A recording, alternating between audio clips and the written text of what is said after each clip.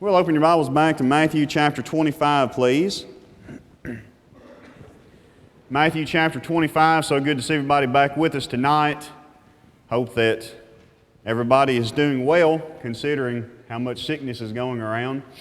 I had to take Kennedy to the urgent care not any time recent, about a week or a week and a half ago, and while we were there, of course, they did the flu test and the strep test, and they both come back negative, but the doctor said that Monday before, which I think was the last week of school, that they had seen 70-something patients that day, and over 30 of them had the flu. And Christy had to go back in later for something else, and she said they were it's kind of an assembly line, test you at the door, give you a mask, and send you to the back. So glad that all of you are doing well, and hope that others who may not be get better soon. I've been meaning to mention this for a couple of weeks, and as you can imagine, I just forgot. I don't have them up yet because, again, I forgot, but they'll be up by Wednesday. I thought I would go ahead and mention it now so you could think about it between now and Wednesday.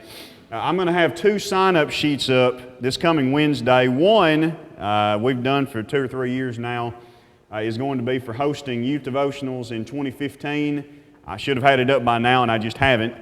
But it will be up Wednesday. If you would like to host a youth devotional in 2015, be thinking between now and Wednesday of what month would be best for you. And then when you come in Wednesday night, unless I forget again, the sign-up sheet should be up, and you could go ahead and reserve your month. And many have already hosted one in the past, and you may host one again. Maybe you've never hosted one. It's not that big a deal. We just need somewhere dry and warm, at least when it's cold, or cool when it's hot. And you can do as much or as little as you want food-wise. So that's really about all that we need. So if you'd be interested in hosting youth devotional sometime in 2015, then please sign up for that as soon as you can after Wednesday. And we can at least go ahead and get those early months taken care of for where we're going to be. The second sign-up sheet is going to be new. I should have done this in the past, and I just haven't. But there are so many talented men and young men in this congregation who are capable speakers and whatnot. I thought what we would try to do in 2015 is maybe at least once a month let you hear from somebody else on Wednesday night during the devotional, and have some other folks extend the invitation. Be thanking men and young men between now and Wednesday if you'd be interested in doing that. And I'll have a sign-up sheet up on the board for that too. And if you would like to extend the invitation sometime next year, then you can go ahead and sign up as of this coming Wednesday, and we'll try to get a schedule together for everyone who would be interested in doing that. So please keep your eye out for those 2 Wednesday, and sign whichever one is applicable to you. This morning we started a study. I didn't really intend for it to be a 2-parter, but somehow it just worked out that way. Regarding how we can and need to be more invested as children of God. And this is not just for those who maybe have never really been engaged or involved actively in Christianity before. And we want you to get invested or get engaged. This is really for all of us, myself included, as to how we can either become invested or how we can become more invested as children of God in Christianity, and our ultimate purpose of fulfilling the will and the calling of God in our lives. We began in Matthew chapter 25, where you remember that Jesus told a parable likened unto the kingdom, verse number 1. But this parable actually doesn't begin until down in verse number 14, where you have the master calling 3 of his servants unto him, bestowing unto them parts of his goods. And he bestowed unto the first servant 5 talents of silver, which that servant invested in some way in expectation of receiving a return, and did. Doubled that amount of money. And when he was called back before his master, was able to give that good report. And the master said, because you've been faithful over a few things, I will now make you master over many things.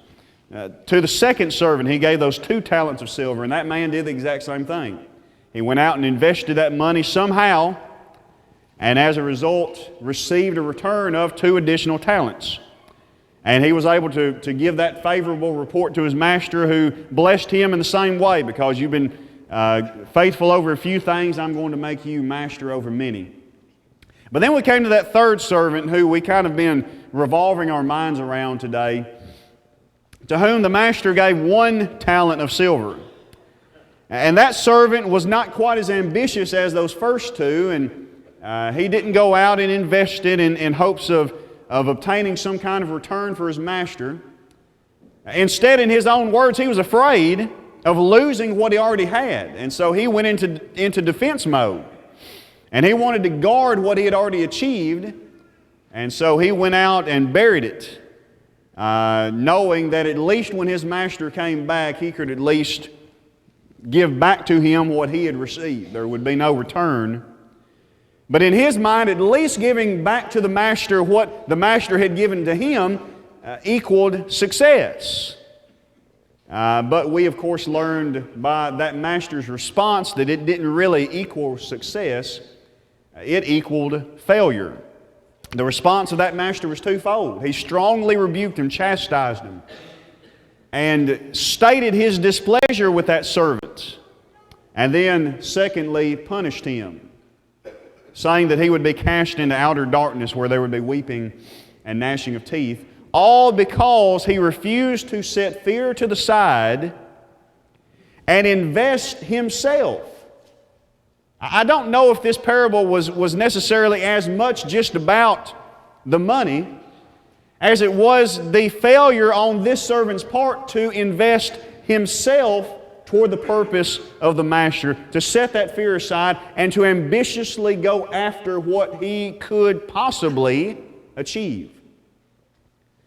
Now, the reason we said that this is a kingdom parable likened unto the church is because that means this parable is indicative of each of us. We are those servants who have been bestowed a great blessing by our master, and the question for us is, what are we going to do with it?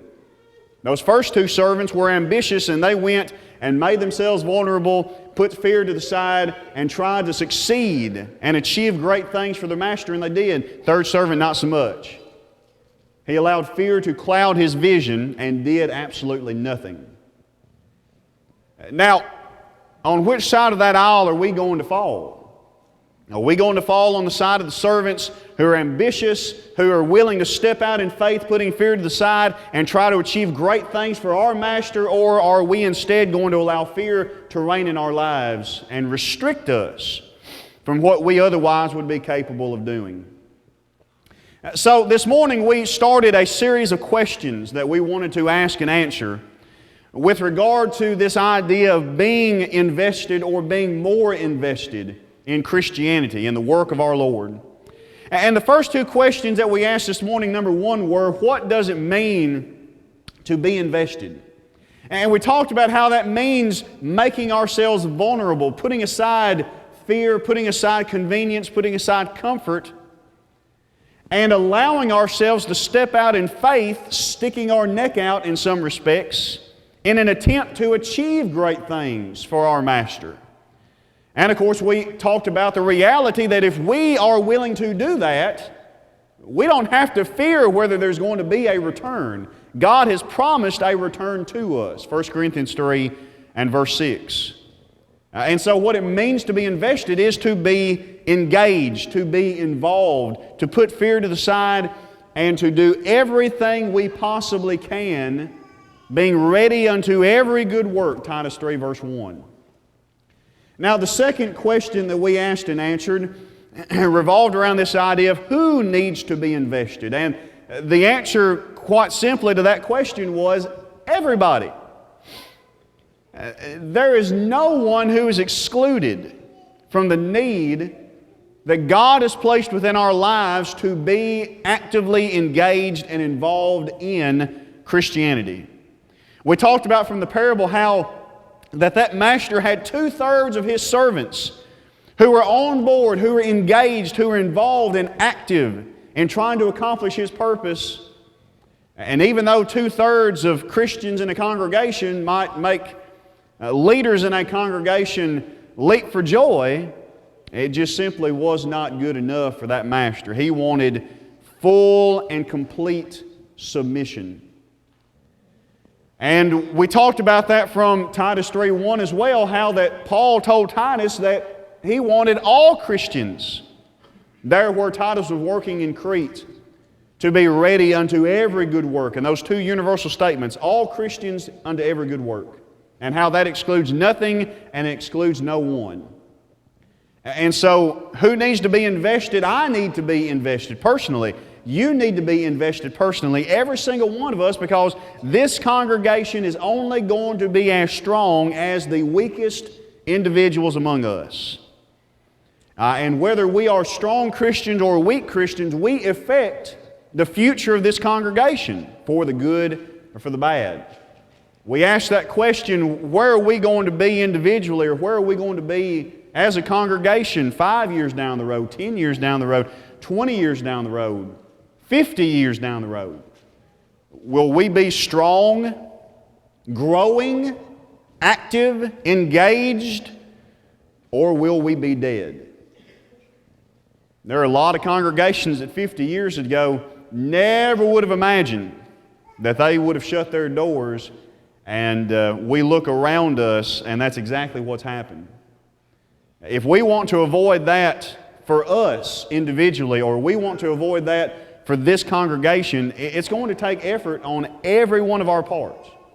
We have to be invested. All right, question number 3 that we're going to begin with tonight, followed through with from this morning. How can I be more invested? I want 3 words to ring in your ears tonight and every day of your life as a Christian. The first word is surrender. The second word is sacrifice. And the third word is serve. Okay? Surrender, sacrifice, and serve. You go back to Matthew 25, and you look at that third servant who was chastised, condemned by his master, and see why that was the case. And it hits all 3 of these words. Number 1, he was unwilling to surrender his fears. Number 2, he was unwilling to sacrifice his talent. And number 3, he was unwilling to serve his master's agenda. And those 3 failures on his part spelled out absolute failure in his life, and is the reason why he was so harshly condemned. I mean, how dare he even try to call himself a servant if he was not willing to surrender his fears, sacrifice his talent, and actually serve his master's agenda? Isn't that the root word, or the root part of the word servant? One who is willing to serve? He wasn't really a servant. He might have been a servant in title, but he was not a servant in practice. And what we have to do if we're going to be invested or more invested as Christians is quit being servants merely in title and begin being servants in practice. And that includes all 3 of those words: surrender, sacrifice, and serve. We must surrender our fears. We must surrender our comforts. We must surrender our conveniences. Christianity simply cannot allow any of those things. There's no room for them. Christianity calls us to step out into our fears. Christianity demands that we surrender our comforts, that we surrender our conveniences, that we step outside of that comfort zone that we've built up around us. And until we're willing to do that, we're going to be restricted in ways that limit us or completely keep us from serving our God. Say a particular area, just throwing this out as an example. Say a particular area where I'm not as invested as I should be is the area of evangelism. And the reason that I'm not more actively engaged and invested in evangelism is because I fear failure, or I fear rejection. I think that's something that probably hits all of us in some respects. Now, I'm not sure if you ever really outgrow a fear of failure or a fear of rejection. You might, I'm not saying that you don't, but I'm not sure if you do, if you outgrow it and get to the point where it doesn't affect you anymore, or if you just simply have to be able to rise above that fear of rejection and rise above that fear of failure, and it may still be in your mind, and you just be willing to surrender it.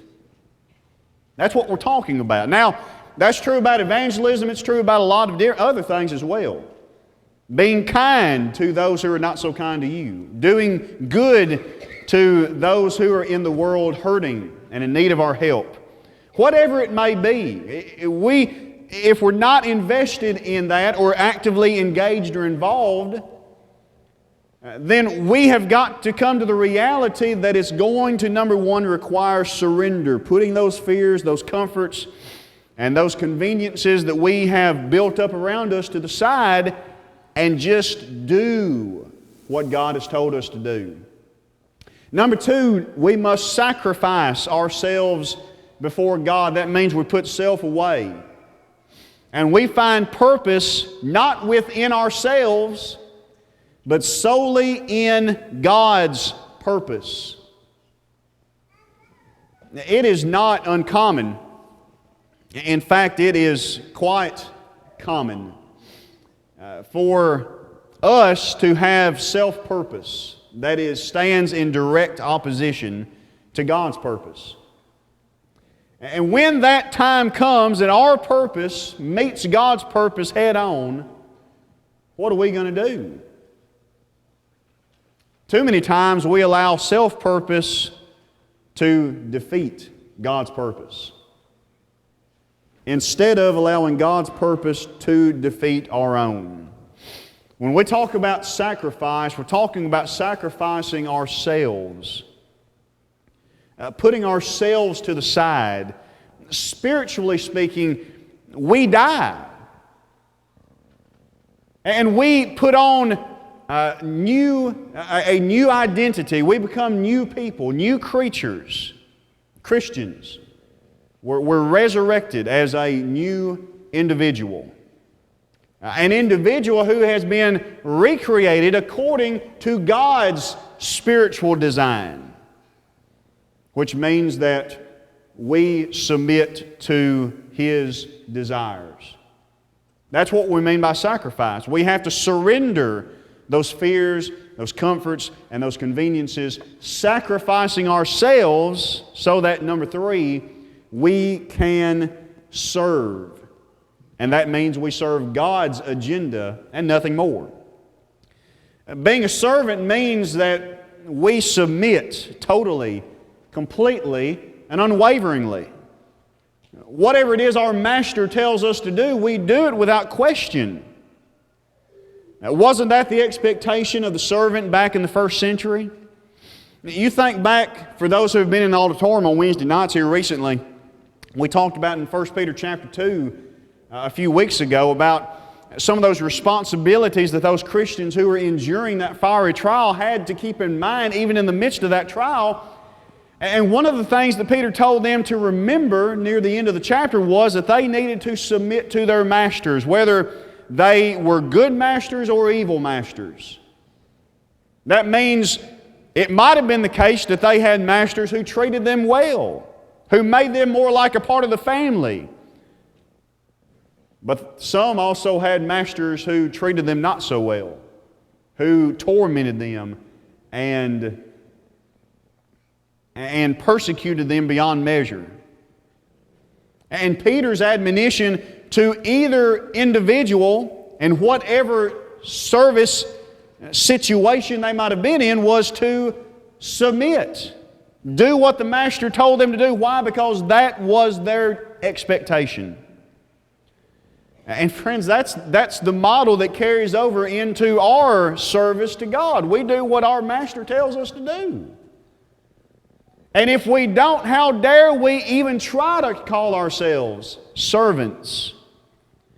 That servant in Matthew 25 was chastised, condemned, and punished because he failed to serve in the way that his master told him to. And being indicative of us, don't you think that master's condemnation and punishment of that servant is indicative of the condemnation and the punishment that we're going to have to face one day eternally if we do not serve? I love the words of Paul in Galatians 2:20 that you're familiar with, but that should never grow old. I'm crucified with Christ. Nevertheless, I live, yet not I, but Christ liveth in me, and the life which I now live in the flesh, I live by faith in the Son of God, who loved me and gave Himself for me. Paul said when I became a Christian, it wasn't Paul who was living anymore. Paul was dead. Old Paul was gone. This Paul was a Christian who surrendered his fears and his comforts and his conveniences, who was willing to sacrifice himself on any level in his attempts to serve his God. You want to know how we can be invested or how we can be more invested? Let those three words ring in your ears. Surrender, sacrifice, and serve. That is the only way. Number 4, why should I be more invested? And who I am, is that not good enough? Is that not good enough for you, preacher? Is that not good enough for this congregation? Is who I am not good enough for God? Well, number 1, you don't answer to me. And in many respects, you don't answer to this congregation. You do answer to our eldership in a sense.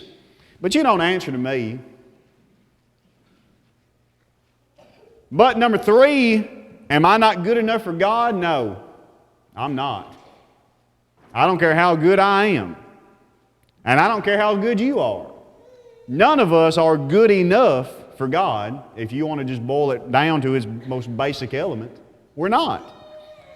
And there's no way that we can possibly be good enough for God. If our relationship with God and our hope of heaven eternally depended on me being good enough for God, I'd be lost and without hope, and so would you.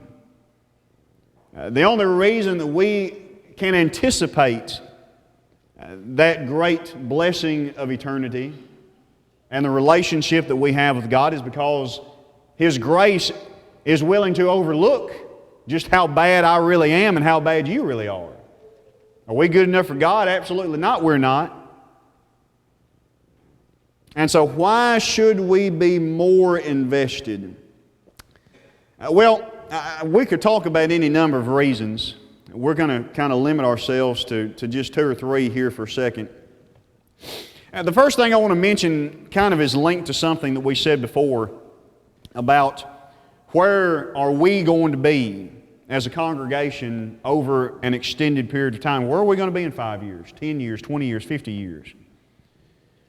Because the answer to that question is directly linked to the health and well-being of our souls and our willingness to be invested and to be engaged in this work. Not just being present, but being actively engaged and involved. Back in Matthew 25, you see the relationship between the master and that third servant. Originally, there seemed to be trust. There seemed to be a healthy working relationship. I mean, after all, why would that master have entrusted a talent of silver to that third servant if he didn't trust him?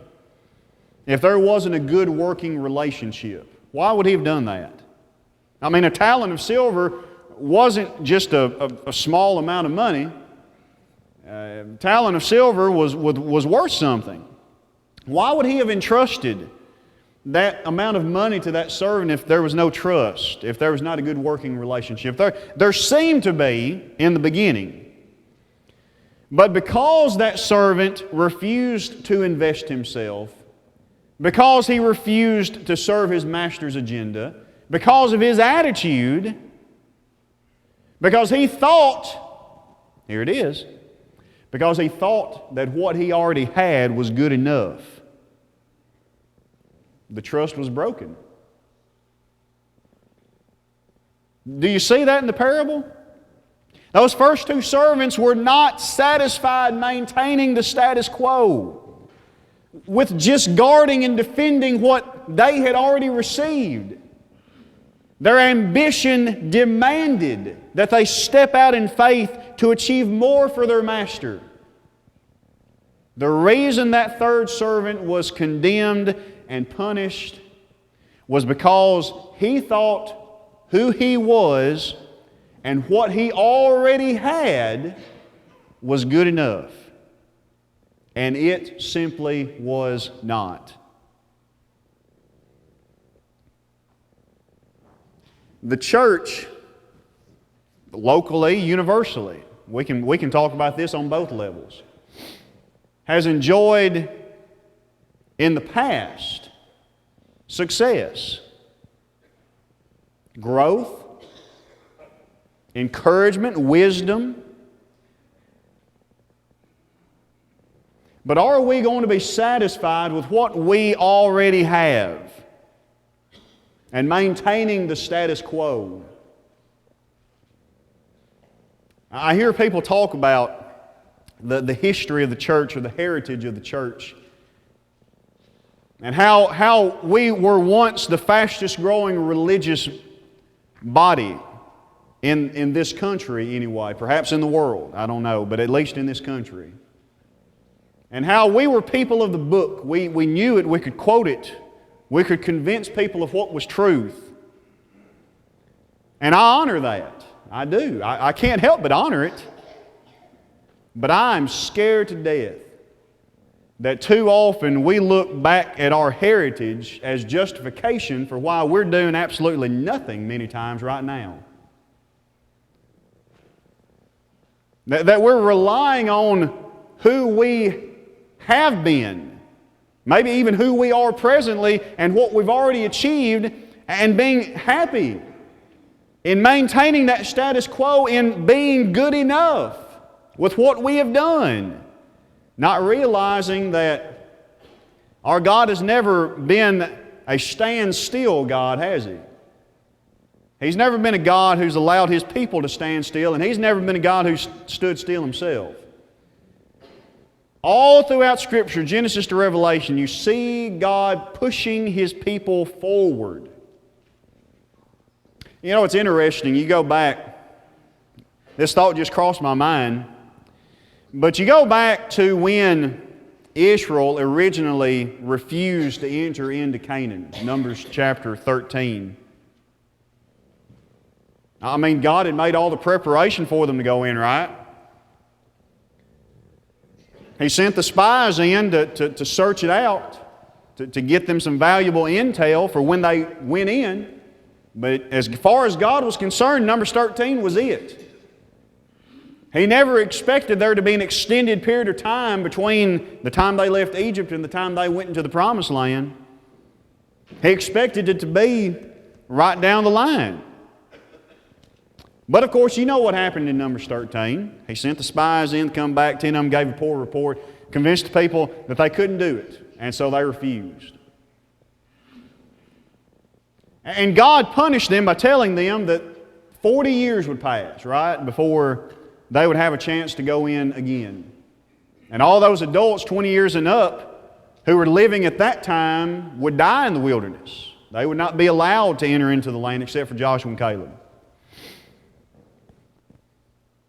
But for those 40 years, what did those people do? I mean, God told them it was going to be 40 years. Why couldn't they just set up camp at Sinai and wait 40 years and then start making their way up toward Canaan? Now, God didn't allow them to do that. Instead, what did He make them do? He made them go. For 40 years, God stood behind His people, pushing them forward. For that first generation, it was a journey that led to nowhere, but He still wanted them moving.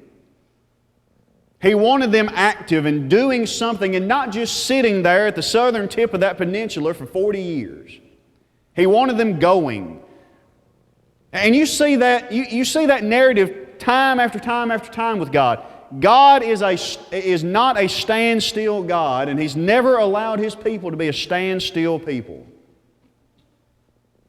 But too often we look back to our heritage and use that as rationalization for why we're not moving ahead now. Friends, that's not going to fly with God. That's not going to be a workable excuse when we stand before Him in eternity.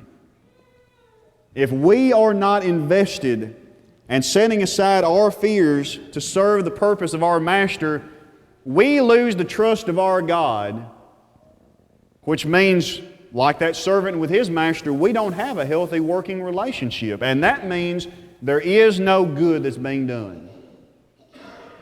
And if there's no good being done, what's that mean? We're not progressing, we're digressing. If we're not moving forward, we're moving backward. There's no difference in our relationship with God.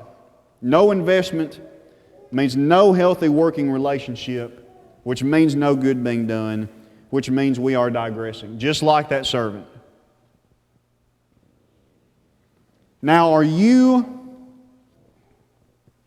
fully satisfied with what this congregation is doing? Think about that to yourself. Are you fully satisfied with what we as a congregation are doing? Are you fully satisfied with how we are growing? Are you satisfied with the overall strength of this congregation?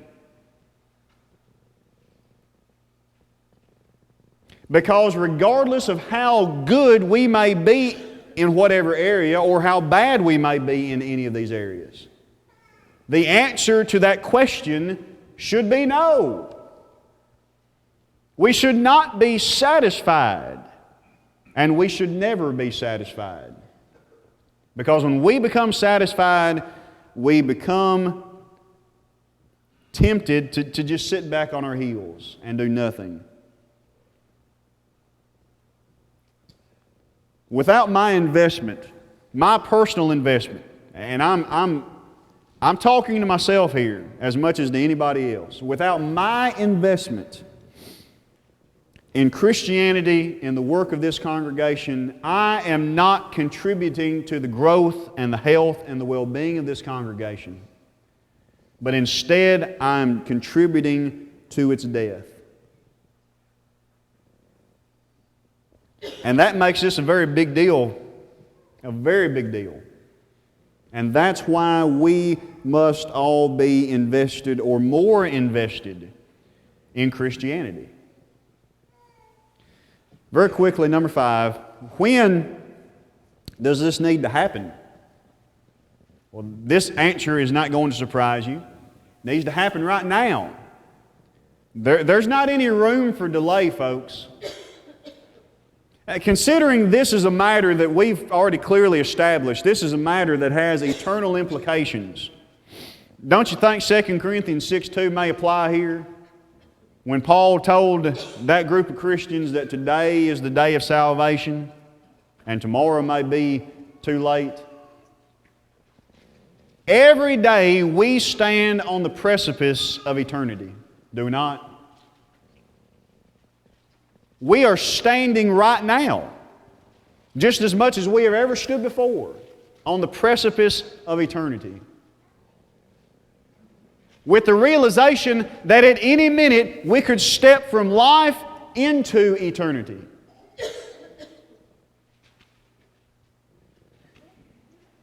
And when we step into eternity, and we have to give an answer for what we have done or what we have not done, what's our answer going to be? And when we look at life through those lenses, what motivation do we need? What more motivation do we need to make that investment today? Because if the realization that at any moment in our lives we could step into eternity does not motivate us and drive us to our knees in submission, then there is absolutely nothing that I can say that will.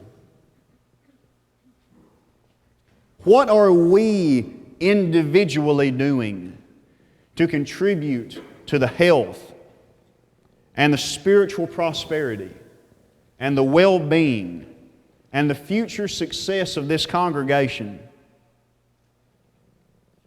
And don't think about it in the collective term either. Throw the collective idea out. Right now, I want us to think about what are we individually doing to contribute to the health and the well-being and the spiritual prosperity and the future success of this congregation. Because if my answer to that question honestly and objectively has to be nothing, then something has got to change. And it's got to start somewhere. It may have to start with a response to the invitation. Maybe it just needs to start with a step toward more active engagement and participation in the work of this congregation. Whether it's stepping up and teaching a Bible class like we had a request for earlier, or whether it's doing something else, being more active in evangelism, being more active in our visitation program, being more active in attendance, being more active in any area of our involvement, the lifeblood of this congregation. What are we doing individually to not just fill those holes, but to help us collectively move forward as being a healthy, prosperous, and successful congregation? Nothing if we're not invested. And tonight, I hope it's the case that we all are. That's a question you have to answer for yourself. But do it honestly. Don't just sit there and say, that preacher don't know what he's talking about. Who's he to judge me, right? Think about it honestly. Think about it objectively. Answer to yourself where you stand. And if honestly and objectively you have to answer to yourself, there is more that you can do. Respond to that reality. If it's the case that you need to come and be invested by becoming a Christian, do that.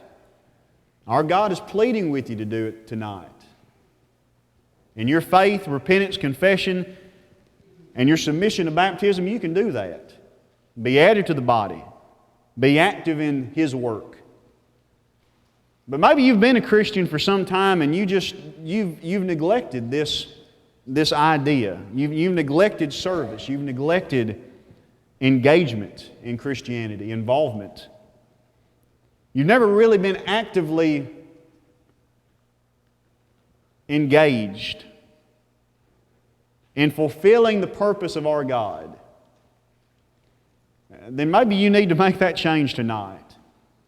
Turn from that negligence or whatever sin that's besetting you. Confess it. Pray to God for forgiveness. And allow His grace and His mercy and His redemption to empower you to launch out in faith and to do great things for Him as He's called us all to do. Tonight, if you need to respond to His invitation to kickstart your investment, we hope that you'll do it tonight, right now, while together we stand and sing. I am mine no more. I am mine no more.